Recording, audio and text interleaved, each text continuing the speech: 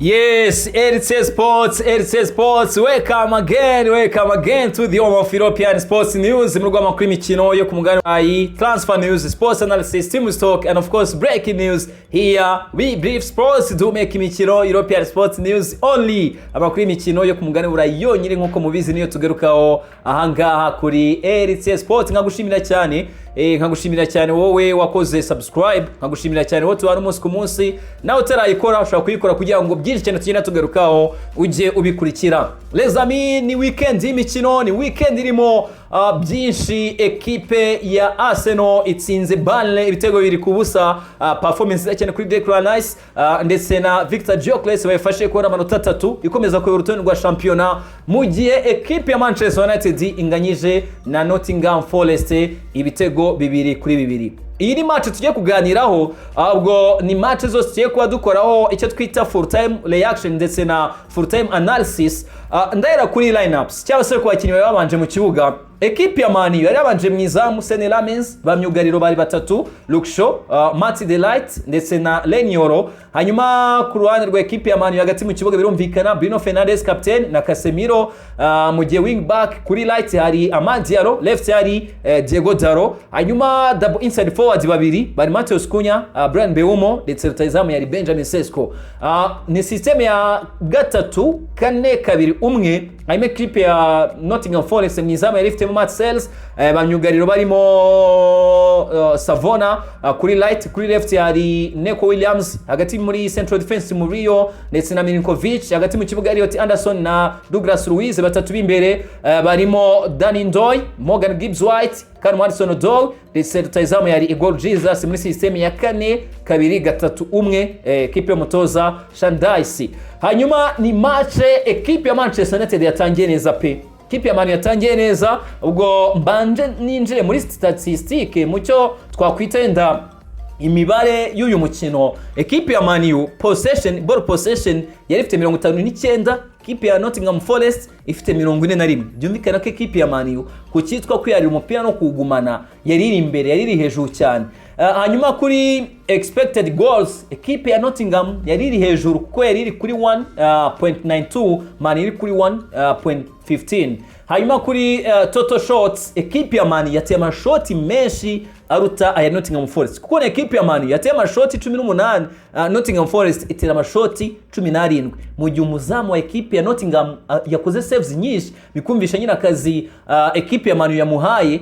Marcels yakoze saves enye, mu gihe umuzamu wa ekipe ya Man Senne Lammens yakoze save imwe. Hanyuma kona ekipe ya Man yateye kona 5, Nottingham Forest ya kona 8, mu gihe fouls ekipe ya Nottingham yakoze foul 17, Man U na 0. Hanyuma icyo twita pass binajyana na possession, ekipe ya Man yari iri hejuru cyane kuko yatanze pass 514.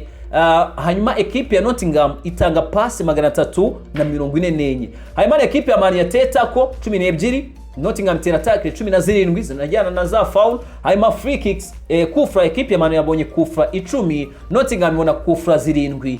Yellow card yari yellow card imwe kuri imwe ku mpande zombi muri rusange. Hanyuma donc urumva ko ekipe ya Man U harimo na shot ryakubise iyo poto, shot on target kuri ekipe ya Man U zari 7. Nyumvikana ko yari domina, amashoti yabaye blocked ya Man U yabaye 5 ba blotse, amashoti 7 yose yari muri box ya ekipe ya Nottingham Forest. Amashoti yari nyuma ya Silva de Reparation yari amashoti 11. Hanyuma ije kureba kuri pass map, ni umukino wakiniwe hagati mu kibuga cyane kuko wari kuri 44 kuri pass map, 44%, mu gihe muri defense ya Man U yari 31%. Hanyuma kuri ekipe ya Nottingham Forest 25. Iyo uje kuri kubindi ubwo binajyana nyine na match kuyanaliza, nicyo twita final third entries. kwinjira mu rubuga rw'umuzamu cyangwa se hafi na surface de réparation. Ikipe ya Man yabikoze inshuro 63, Nottingham inshuro 57. Hanyuma throw-ins za 12 za Man kuri 15 za Nottingham Forest. Accurate pass ekipe ya Man U za pass 434, Nottingham Forest pass 257. Nigire noneho ku bitego ndetse uyu mukino ishusho ngari yawo ndetse n'icyo utweretse n'icyo usize. N'umukino wa kane ekipe ya Man idatakaza, icyo tubanze tukiromarike. Umukino wa kane ekipe ya Man idatakaza, ushaka kuvuga uti n'umukino yari ifite wenda itsindwa ibyo bitego byihuse cyane, ibitego bibiri mu minota 2, gutakaza determination gato, ariko tubanze turebe kuri positivity, ku by'ingenzi byiza byo kwishimira. Ekipe ya Man kujya kuri City Ground si kibuga cyoroshye kuhakura amanota. Mbibutse ko iyi ekipe ya Nottingham yerukaga gutsinda FC Porto muri UEFA Europa League. Iyi ni ekipe yahinduye umutoza Shandais, bivuze ko ekipe yahinduye umutoza iba yakaniye cyane, uretse pressure bariho n'abakinnyi ubwabo baba bitanga, baba bakora byose bishoboka kugira ngo barebe ko bakwitwara neza. Yego ibyo ntago wabyita excuse cyangwa se urwitwazo, wenda ngo uvuge ngo Man U yagomba gutakaza match yifite mu biganza, ariko tubanze turebe bivuze iki. Iri ni nota rimwe rivuze iki kuri ekipe ya Man U? Ni ekipe ya Manchester United ikiri muri top 5, yego ari amakipe atarakina, ariko ni ekipe ya Manchester United tuvuga ikiri muri ayo ma ekipe y'imbere top 6. Icyo ngicyo ni ikintu cyo kwishimira, ni ikintu utakwanda ratinga. Buriya match utatsinze ntukanayitsindwe.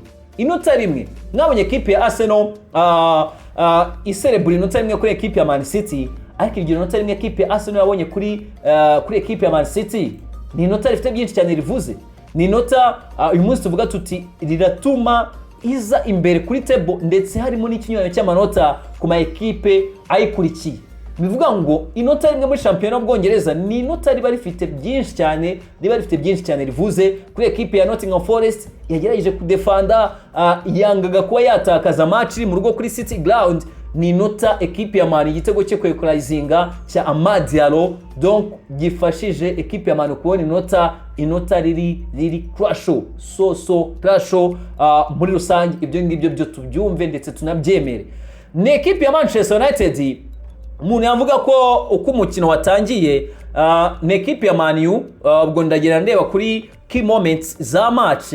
Donc igitego cyo ku munota 34, donc ni igitego cyaje gituma ekipe ya Man itanga message yuko iri buze kuba igerageza ikabona resultat nziza. Ni igitego cyaje hakiri kare, igitego cyatsinzwe na Carlos Enrique Casemiro, his header from the center of the box to the bottom left corner. Igitego rwose cyiza cyane, umutwe mwiza cyane, assist nziza ya Bruno, cross rwose nyuma ya kona. Igitego cyiza gikomeza gushimangira forme Carlos Enrique Casemiro arimo. Ni kona yari iturutse kuri Nicolo Savona, donc kona ya ekipe ya Man U, haza kuvamo icyo gitego cya ekipe ya Manchester United kiri opening goal cyatsinzwe na Casemiro. Igitego cyiza cyane, munavuga ati cyari gitanze message yuko kuri City Ground ekipe ya Man ishobora kuhavana resultat iri positive. Resultat iri positive tubyumve neza, ntabwo ari resultat ya win gusa. Resultat iri positive hari igihe sometimes iba ari inota rimwe uvanye ku kibuga kigoye kuba wahatsindira. Turebe ku bintu byiza, turebe kuri positivity. Yego igice cya kabiri kigitangira, ekipe ya Nottingham Forest yaje kwishyura igitego. Morgan Gibbs White umutwe yateye rwose in the center of the box to the bottom right corner, assist ya Ryan Yates yishyura igitego. Donc n'ekipe ya Nottingham yagarutse iri more determined, ivuga iti tugerageze turebe uburyo twabona igitego hakiri kare kugira ngo tutaza gutakaza match. Biza no kubakundira, donc umuntu avuga ko habayemo lack of determination kuri ekipe ya Man ndetse na positioning itari imeze neza. Ekipe ya Nottingham irishyura, ibyo ntabwo ndibuze kubitinda, ahubwo ndibuze kwigira ku gitego cya kabiri. Buriya umutoza iyo arimo aracollecting cyangwa se arimo arakosora abakinnyi cyangwa se ekipe ye, ntabwo areba kuri some aspects, donc hari ibintu biba muri match ku buryo nyine umutoza ashobora kuvuga ati okay, twaconsidinze igitego ku minota 48, ariko twagombaga gukora byiza, twagombaga gukora ibyisumbuyeho kuri iki gitego kindi cya kabiri twahise dutsindwa. Icyo ngicyo tucyumve neza. Ekipe ya Manchester United ikavuga iti twagombaga gukora ibyiza byisumbuyeho ku gitego cya kabiri twahise dutsindwa, kuko ni igitego cyagiyemo ku minota 50. Igitego Nicolo Savona yatsinze left-footed shot from very close range of the center of the goal. Bivuga ngo habayemo nyine kubura iyo determination, kuko ni attempted block ya Igor Jesus rutazamu ekipe ya Nottingham Forest, header from the center of the box, ishoti bari blotse nyine umutwe, hanyuma uyu musore Nicolo Savona ahita atsinda igitego cya kabiri. Ekipe ya Manchester United donc igitsindwa igitego cya kabiri niho haturutse uko kwataka, yakomeje irataka. Umwe mu banyamakuru yarimo akora match, bamwita ubwo tunabitwarana of course n'aya ma reaction, bamwita Leon Osman, yanakiniye ekipe ya Everton, agaruka kuri ekipe ya Manchester United, aragira ati I think Manchester United have strengthened in the middle of the pitch. I think we went through such a long period, didn't we, where we felt Manchester United's two midfielders could not cover their distance, that there was too much ground to get by. Ati ndatekereza ko ekipe ya Manchester United igomba kongera imbaraga hagati mu kibuga, kubera ko hari minota nyinshi cyane ekipe yabaga iri outnumbered, cyangwa se yakereaga ama espace menshi cyane hagati mu kibuga, bikagaragara ko nyine ekipe ya Nottingham Forest ishobora kuza kuexploita. Agakomeza tubwira ati opposition midfielders, the likes of Elliot Anderson could run all over somebody like Casemiro who is edging in that role. Ati na makosa akomeye cyane gufata umukinnyi nka Elliot Anderson akaba yasigarana na Casemiro uri gukura mu myaka, akaba bafite espace nini cyane yo kuba bahangana. Iki kintu mu cyumve ibituma ekipe ya Manchester United ivuga iti dukeneye kongera imbaraga muri median, dukeneye gusinyisha midfielder, na hangaha bituruka nta handi niza analize z'uyu mugabo uwo bita Osman kuri iyi match.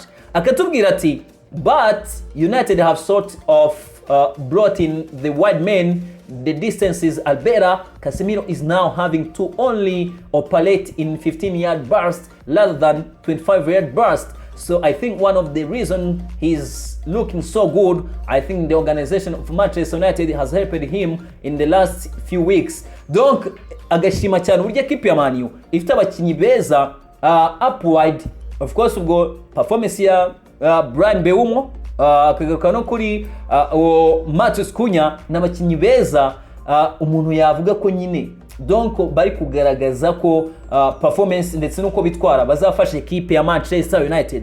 Ndacyari ku gitego cya kabiri, ndetse nayo makosa twavuga ngo yo gutuma adversaire abona umwanya uhagije, kandi tari byiza kumuha umwanya uhagije muri median, donc in the middle of the park. Bigaragara ko improvement ekipe ya Manchester United isabwa gukora, donc isoko igomba kuba yarema. Bikomeje gushimangirwa ko ni ekipe ya Man U, ni ekipe ya The Red Devils ikeneye kwinjizamo umukinnyi mu mediateri ushobora kuba yaza agakavaringa mediane, kuko indi myanya biragaragara ko indi myanya ntabwo irimo ibibazo, indi myanya nta kibazo, ariko mediane ya ekipe ya Man U biragaragara ko rwose hakeneye kuba habamo improvement. Hanyuma ekipe ya Man itsinzwe igitego cya kabiri ni ekipe ya Manchester United ku minota 60. Bruno Fernandes donc hits the left post with a light-footed shot from outside the box. Pass yawe nziza cyane ya Brian Mbeumo ku minota 60. Bruno Fernandes ateye shot riremereye cyane n'akaguru k'iburyo, riragenda nyine rikubita poto, hits the left post. Ibi ngibi byashoboraga gutuma ekipe ya Man U uko nyine tempo ya match niyo intensity yari iriho yo gushaka kurya yakwishyura igitego kijyamo, donc bishobora kuba byari gutuma inabona n'icyo gitego cya gatatu hakiri kare. N'ekipe ya Man U kimwe mu byo gushima ndetse umuntu agarukaho, ntago ari ya ekipe isigaye itsindwa wenda ngo ni 2-1 ngo ukomeze uyidomine. Yego wayijya imbere, ariko uburyo ikwataka ndetse na intensity ibikiniraho ni ibyo gushima. Ibi ni ibintu byo gushima kuri equipe ya Manchester United, ibigaragara nkuko nyine n'abanaliste batandukanye babigarukaho, habayemo improvement muri iyi equipe, habayemo improvement, kuko improvement ya mbere niyo kumenya ngo ndatsinzwe ndi inyuma y'igitego kimwe, ariko ngomba kugira gute, ngomba kwataka. Hanyuma akazi gakomeye cyane kakanaza kuri wing backs cyangwa se kuri abo bakinnyi donc imipira myinshi cyane bajyana imbere, crosses menshi ajya muri surface de réparation, nabyo ni ibintu bifasha, ariko igihe wenda zitaraba nyinshi, of course you have to suffer, urabisuffering, nta hantu ushobora guhungira nyine gusuffering igihe nyine izo crosses zitaraba nyinshi. Niyute cyane equipe ya Manchester United donc yaje kurusha icyo gitego, byumvikana ko cyari igitego wenda cyashoboraga kuba cyakwekulayizinga, haza kuba impinduka ku minota 68 Patrick Dorgu asimbura Diallo, ari nawe nyine equipe ya Manchester United ubona ko yakomeje kwataka, kongeramo imbaraga. Bruno Fernandes atera amashoti, yari nk'ishoti yateye ku minota 74 bararibloka, ishoti yaratera inyuma ya surface de réparation, mpira yawe na Casemiro. Equipe ya Manchester United ku minota nanone wa 75 Mateus Cunha arongera agerageza ishoti inyuma ya surface de réparation, bararibloka, ya mashoti menshi equipe ya Man yakomezaga gutera yataka. Equipe ya Manchester United gose yewana yakinye kwa kumuntu tuvuga equipe iri guhaga indi nyine imereye nabi cyane, yabikoze ano byo byaje kuri wadinga, byibuze icyo gitego cyo kwekurayizinga kiraboneka ku minota 77 Nusail Mazlawi yinjiye mu kibuga simbura Leniolo. Hanyuma ku minota 78 equipe ya Nottingham nayo ikora impinduka. Nihute cyane nigire ku gitego kugira ngo nze kuza ngaruka kuri ayo ma reaction yose, ibyo abantu batangaza bari byinshi byose muri Scott bigaruka hano kuri Iteye Sports. Ku minota 81 bamwita Amad Diallo. Iyo bavuze bati uyu mukinnyi ni key player, iyo bavuze bati uyu ni umukinnyi equipe ya Manchester United imaze igihe kirekire igenderaho, iyo abantu bahuriza ku kintu cyo kuvuga ngo numwe mu ba MVPs cyangwa se umwe mu bakinnyi equipe ya Man U igihe ari mu kibuga uba witeze ko yagukorera akantu anytime, uyu mwana witwa Amad Diallo. Uyu mwana witwa Amad Diallo ni umukinnyi umaze kugaragaza consistency mu cyitwa guscoringa, mu cyitwa kugira performance iri top, iri ku rwego rwo hejuru. Amad Diallo, congratulations kuri uyu mwana, congratulations kuri uyu mwana, kuko ibyo yagaragaje ni ibintu byerekana ko ari umukinnyi mwiza equipe ya Man izakomeza kugenderaho ndetse uzakomeza kuyifasha. Ni igitego yishyuye ku minota 81. Amad Diallo, his goal, left-footed shot from outside the box to the bottom left corner, flowing a corner. Uyu mwana z'umupira, uyu mwana ni maestro. Iyo yashyize mu kaguruke agiye gushaka uburyo plus umuzamu, babigoye cyane kugira ngo umuzamu abe yagira ikintu akora. Yafyize mu kaguruke agiye guprasa avuga ati ewana hariya ndimo ndahabona niho nshaka kuwushyira. Babigoye cyane kugira ngo umuzamu akuremo. Hanyuma Amad Diallo abayishyira igitego. Kipe ya Manchester United irakomeza irataka, irakomeza iragerageza. Donc iminota 90 iruzura, minota 47 shot n'ubundi rya Mateus Cunha yarateye n'akaguru k'iburyo, bari sevinze naryo yaritera inyuma ya surface de réparation. Hanyuma Marcel nyine adinayinga icyo gitego, nyine umuzamu mwiza cyane w'equipe ya Nottingham Forest. Hanyuma equipe ya Man yongera gusha ubundi buryo ku minota 88, uwo bita Benjamin Sesko agerageje muri angle yari iri difficult, aho tuvuga tuteni muri close angle, pira yawe na Mateus Cunha n'ubundi nyine igitego cyanga kujyamo. Na amahirwe menshi cyane equipe ya Man yagibona. Donc byose umuntu yagarukaho additional time, minota bongereyeho nayo ntihagira ikidasanzwe kibonekamo, birangira ari draw, ariko draw ifite byinshi cyane ivuze. Inota rimwe wavana kuri City Ground ukaba proud. Nongere mbisubiremo, inota rimwe wavana City Ground ukaba proud yawe.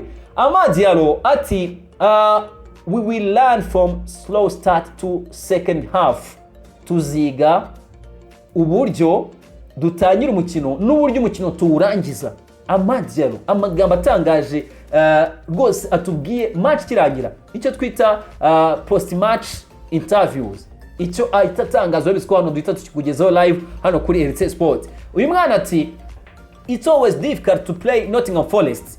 We wanted to win this game coming from 3 in a row.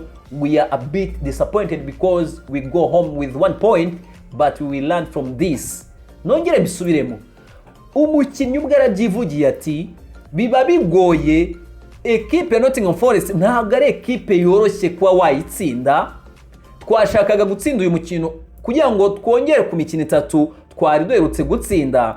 Ati nibyo koko turababaye, turi disappointed kubera ko ducyuye inota rimwe niryo tujyanye mu rugo, ariko turibuze kuba twigira kuri ibi ngibi. Diallo birumvikana ko arakubwira ati turibuze kwigira nyine muri iri nota rimwe tubonye, turibuze kubyigiraho. Agaruka ku gitego cye on his goal ati I don't know if it will be the goal of the season. We wanted to win as a team, go home with 3 points. We are very disappointed to go home with 1 point. Ati ibi byo ngibyo wenda nago mbizi nimba kizaba igitego cya sezo byo nago mbizi. Ati gusa twashakaga gutsinda nka equipe, twashakaga amanota 3. Ati turababaye kuba ducyuye inota rimwe, atari ko nyine iki gitego cyo ntago mbizi nimba kizaba cya sezo. Agaruka on United's form and system, donc kuri forme za equipe ya Man U ndetse na system, abantu benshi cyane bakomeza kugenda bagarukaho. Aravuga ati Diallo uyu mwana utsinze igitego cyo kwekulayizinga uyu munya Cote d'Ivoire, akatubwira ati ubwo nibyo atangaje match kirangira. Ati I think we have confidence now. Ati ndatekereza ko dufite icyizere, twifite icyizere akakanya. Ati we believe in the manager and we believe in the system.